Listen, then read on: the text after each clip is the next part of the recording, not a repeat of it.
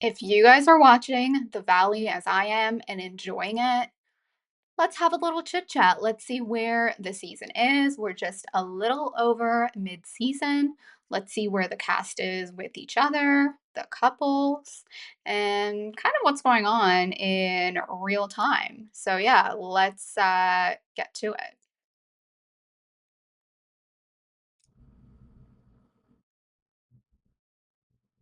Okay, guys. The Valley. So I have to say, I'm one of the few people before the show aired. I actually said I'm going to give it a chance. Let's watch a couple episodes. Let's see how it is. You can find me saying that on my TikTok. And honestly, I'm thoroughly pleased that I did give it a shot. And honestly, the first couple episodes, it was really just about who is this, like, what's the cast made of? Who's in it? Obviously, we know Kristen. Obviously, we know Jax. Obviously, we know Brittany. Right, we got these 3. But who are the friends of? Who are these couples? And that was essentially the first 3 episodes. And then we'll get to the meat of it in, the last couple episodes. Now, Nia and Danny, top left, I'm not really going to, go into that much because they're just sweet. They have 3 kids. Nia is um, very transparent about postpartum. So they're a beautiful, lovely, sweet couple. And honestly, we need balance. We need people like that on the show. Moving on, Janet and Jason.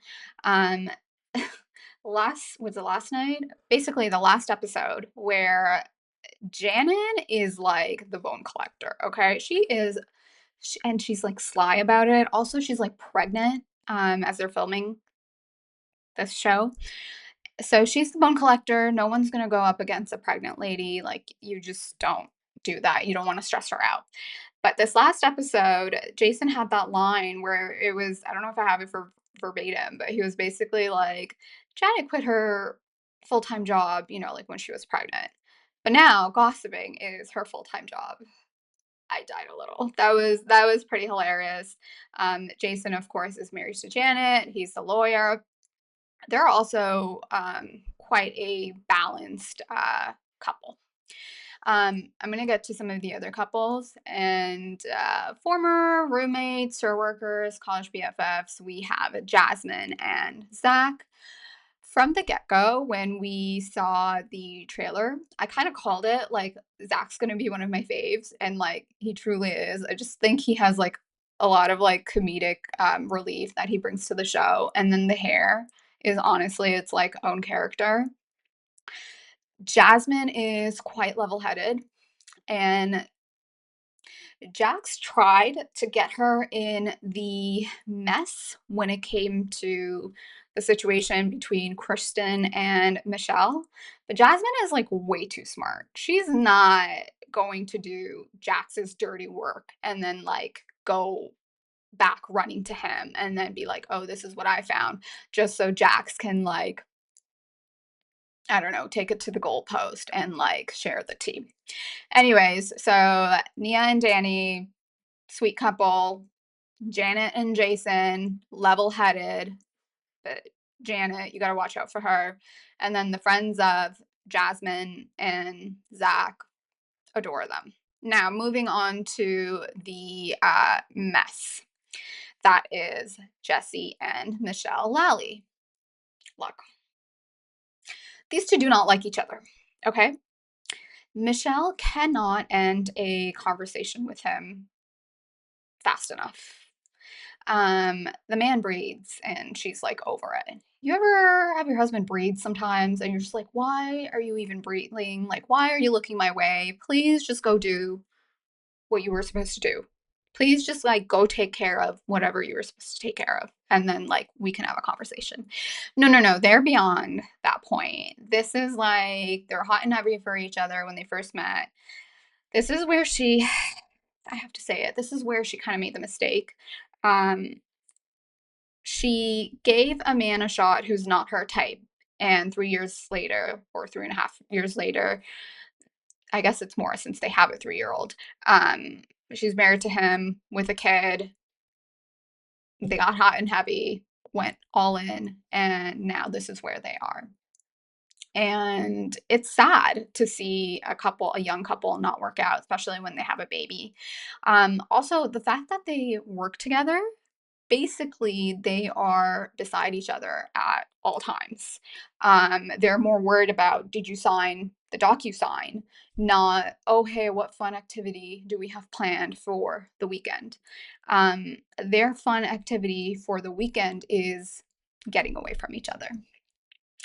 Look, some couples are very good at making it work, like being near each other all the time, having a business where they work together. These two should not be doing that. And they both are separated and already have like people they're seeing in present day. So they're definitely a mess. Okay. Kristen and Luke. Luke, aka Picasso. Um, When Luke came on the scene, I was like, "Who is this guy from Colorado? How did he get involved in the mess that is Kristen Duede?" I'm not sure if I'm saying her last name right. But I don't know, I feel like Luke has kind of picked up on Kristen-isms, I'm just gonna call it. He too is keeping secrets and holding it over people's head, or kind of. I do like the fact that he stands up for Kristen. I think, I'm sure every woman wants a man who stands up for her, whether she's right or wrong, it doesn't matter. But the way he like got involved and he was very much like, no, you're not gonna like come after my woman. That was great. Luke is younger. I think is he 28 or 30? Like he's younger than her. And I think Kristen's 39 or 40. And their whole thing is they're not married. They live in separate states, but they're trying to have a baby.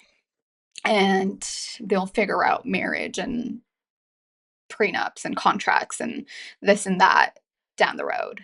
I am a little tired of hearing them talk about how much they're trying. It's like, yeah, we get it. Like, okay, cool. Like we can move on from this. It just kind of like gives me the ick. You know those couples who do a lot of PDA and you're just like, is there a point to all this PDA? Like, are things good at home? Like, we, the public, don't need to be in on that. Like, it's a little awkward for us. Anyways, that's Kristen and Lou. Kristen is still a hot mess, Express.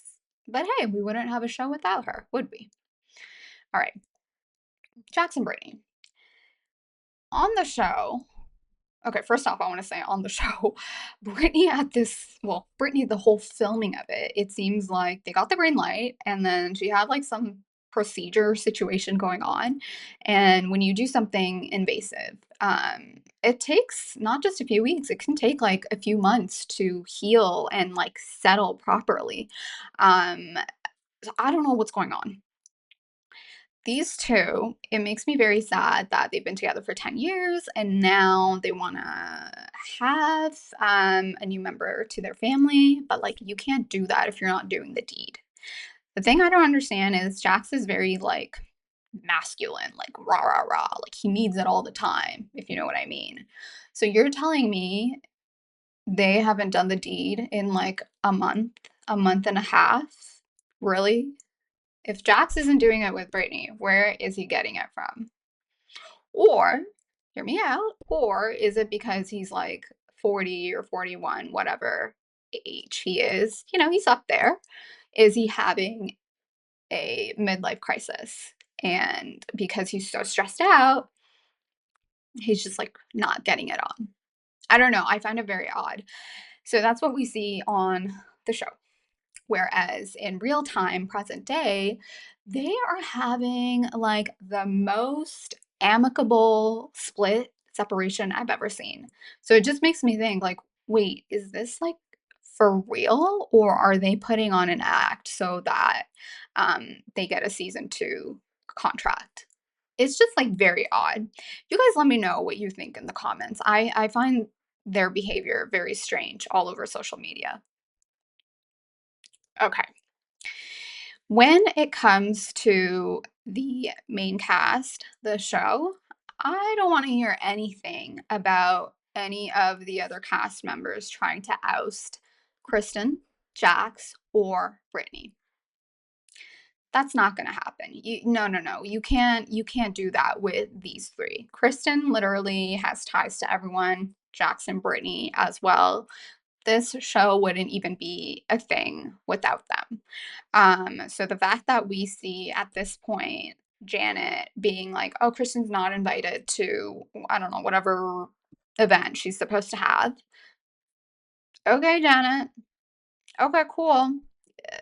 If you are not interacting enough with these 3 or over time, your interaction with these 3 dwindles a bit, there's a possibility you're gonna get cut. I'm just talking out loud. I think Janet is going to be a staple on the show if, they get a new season and, we're a couple seasons down. But yeah, quick chat about where we are with The Valley. I think it's an interesting show. I think they've done a good job in having a new show like this. And it kind of like fills in the gap. Like, okay, we have like the 20 somethings. There's so many shows for like young 20 somethings, Hot Mess Express. There's a ton of those shows. You don't even need to like watch those on Bravo. There's MTV and so many other networks that have shows like that catering to that demographic.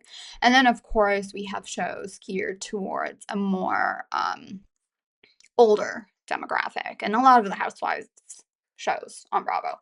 Although I don't know why they try to cast young housewives on housewives, but that's a separate conversation for a separate day.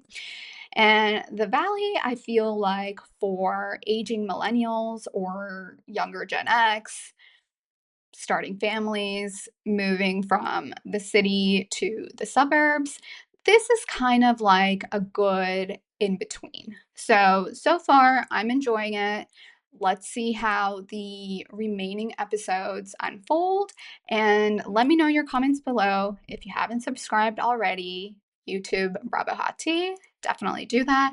And as always, you can catch me on Instagram and TikTok. Ciao for now.